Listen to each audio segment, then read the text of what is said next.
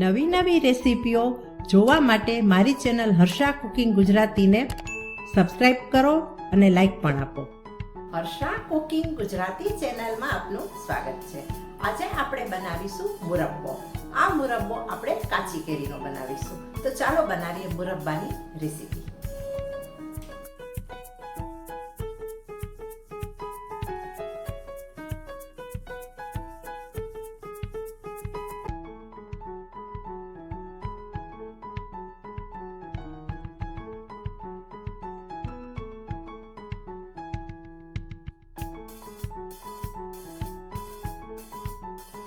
કેરીનો મુરબ્બો બનાવવા માટે અહીં મેં 500 ગ્રામ મોટી કેરી લીધી છે. આ કેરી રાજાપુરી છે.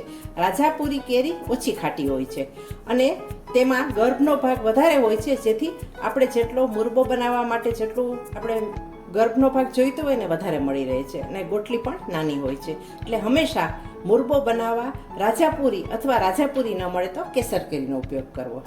અહીં આ કેરીને મેં ધોઈ લીધી છે અને હવે તેની આપણે છાલ ઉતારી લઈશું. આગળનો ભાગ આપણે કાઢી નાખીશું અને પીલરની મદદથી આપણે છાલ કાઢી લઈએ.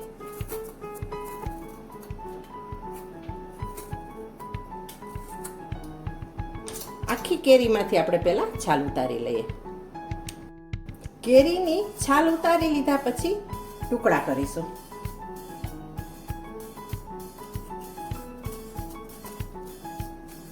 આ રીતે આપણે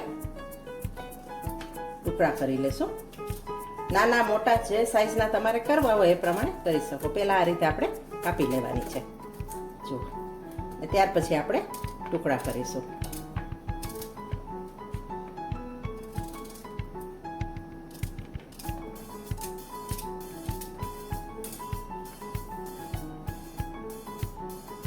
આખી કેરીમાંથી આ રીતે આપણે આવા ટુકડા કરી લેશું.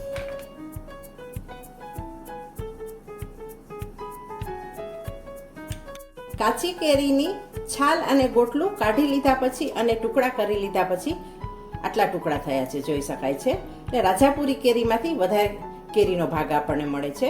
હવે આપણે શું કરીશું? આ જે કેરીના ટુકડા કરેલા છે તેને આપણે વજન કરી લઈશું. આખી કેરી 500 ગ્રામ હતી, પણ આપણે આ બંને ભાગ છે તેનું વજન નથી જોવાનું, માત્ર આમાંથી જ બનાવવાનો છે મુરબ્બો. એટલે આટલા ભાગનું જ આપણે વજન કરીશું અને એ રીતે આપણે ખાંડ નાખીશું. અહીં કેરીના કટકાનું વજન કરતાં 480 ગ્રામ માપ થયું છે. એટલે 20 ગ્રામ જે ગોટલું હતું અને છાલ હતી એ નીકળી ગયા છે. આપણે હવે આ માપથી જ ખાંડ ઉમેરીશું.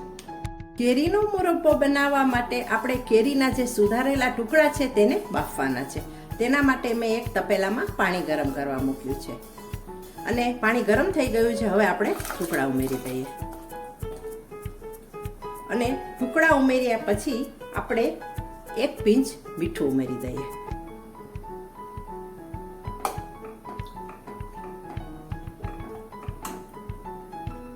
હવે આપણે બોઇલ આપી દઈએ, જેથી જે કેરીના ટુકડા છે એ બફાઈ જાય. 8 મિનિટ થઈ છે.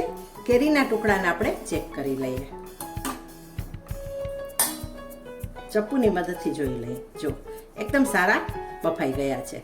વધારે બફાવવાની જરૂર નથી. ગેસને આપણે બંધ કરી દઈએ અને હવે આપણે આ જે ટુકડા છે તેને આપણે ગાળી લઈએ. આ રીતે નીચે વાસણ મૂકીએ અને ઉપર ચાળવાનું વાસણ મૂકીએ, એટલે કે ગળણી મૂકીએ અને હવે આ ગાળી લઈએ. ટુકડા નાખી દઈએ.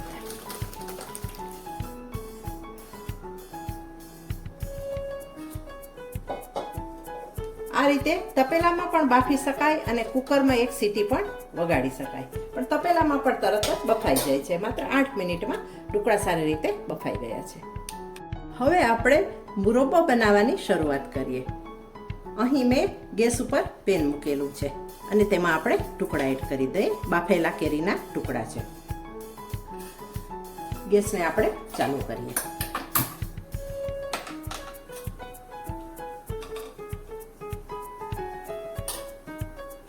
હવે બાફેલા કેરીના ટુકડામાં આપણે કેરીના ટુકડાનું જે માપ કર્યું હતું તેનાથી ડબલ ખાંડ લીધી છે.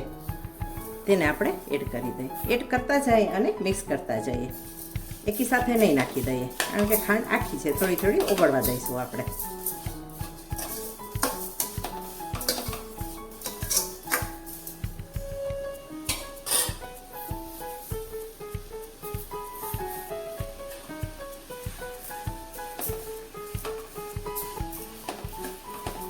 કેરી કરતાં ડબલ ખાંડ લેવી.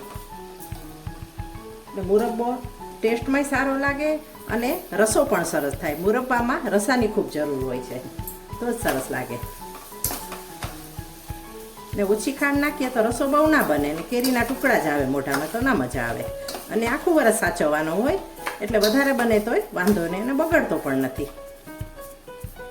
હવે આપણે આ રીતે એકદમ ડેલિકેટલી ચલાવતા જઈએ, કારણ કે કેરીના ટુકડાને આપણે ઉકાળેલા છે અને બાફેલા છે, પણ એટલાય નથી બાફેલા કે આપણે સાવ ભાંગી જાય.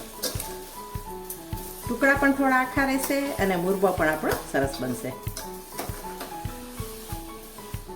ખાંડને આપણે આ રીતે નાખ્યા પછી ચલાવતા રહેવાનું છે, એટલે ક્રિસ્ટલ ન બને અને સારી રીતે ઓગળી જાય. નાની નાની બાબતો યાદ રાખીએ ને તો સરસ બને મુરબ્બો આપણો.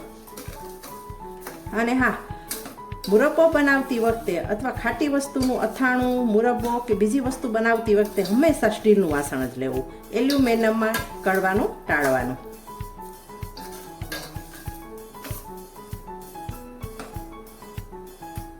ખાંડને ઓગાળી લીધા પછી હવે આપણે કેસર એડ કરીશું. કેસરને મેં થોડા પાણીમાં ઘોળી લીધું છે. આપણે આ રેસીપીમાં પાણી નથી નાખવાનું, માત્ર કેરીના ટુકડા અને ખાંડને ઓગાળીને જ આપણે મુરબ્બો બનાવવાના છીએ. પણ અહીં કેસર આપણે પાણીમાં થોડું ઘોળ્યું છે, એટલે પહેલાં નાખી દઈશું એટલે પાણીનો ભાગ ઉડી જાય અને કેસરનો કલર પણ સરસ આવે.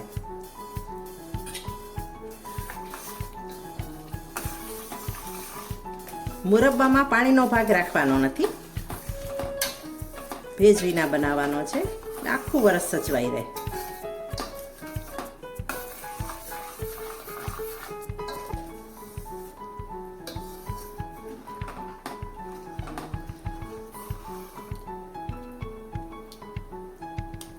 ખાંડ નાખ્યા પછી અને કેસર નાખ્યા પછી જોઈ શકાય છે એકદમ સરસ આપણો મુરબ્બો તૈયાર થઈ ગયો છે. આપણે ચેક કરી લઈએ. હવે જોઈ શકાય છે આ રીતે એક તારની ચાસણી થવી જોઈએ, બસ વધારે ચાસણી કરવાની નથી. એટલે આ રીતે કરશું ને તો મુરબ્બામાં ચાસણી પણ સરસ રહેશે આખું વરસ, અને થોડા દિવસ પછી એ ખાંડ પણ નહીં થાય. ઘણીવાર શું થાય, વધારે ચાસણી થઈ જાય ને તો ખાંડના ક્રિસ્ટલ બની જાય. આમાંથી ભેજ પણ ઉડી ગયો છે. હવે આપણે 1 ટીસ્પૂન ઇલાયચી પાવડર નાખી દઈએ, મિક્સ કરી લઈએ અને ગેસને આપણે બંધ કરી દઈએ. એકદમ જૂની રીતે પરંપરાથી બનતો આવતો કાચી કેરનો મુરબ્બો બનીને તૈયાર થઈ ગયો છે.